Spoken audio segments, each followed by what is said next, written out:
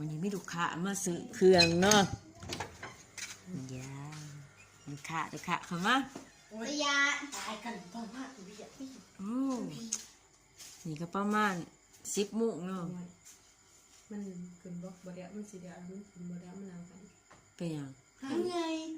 เมื่อยก็จะได้ก็ซ้ำแห้งแล้วเมื่อยก็พักจะได้ใส่เจอบักเสียสีมาซ้ำบุกเสียงนักซับเปลือย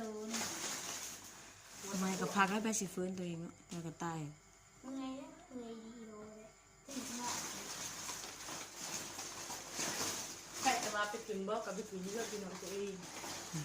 ที่เพียนใส่รักที่สองเคยพี่น้องตัวเองซื้อขนมมาให้พ่อดิ บอก ผมตี1,100นะมาไม่ได้ติ๊กเห็นเพิ่งเท่าไหร่ เป็นสั่งอาหารก็กินบ่มืดมือได้เพิ่งเท่าไหร่กำมันได้พุทธเซนคอยคือว่าคอยก็ต้องไปถ้ากินไม่ได้อันนี้เดียวใครยุ่มกับหาวเฮ็ดตอนดึกเนาะโอ้ยยังไงเราคน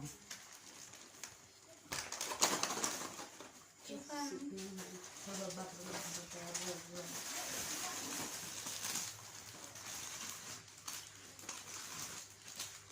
พ้องหมักกินขนมมันนี่พี่พ้องฮะ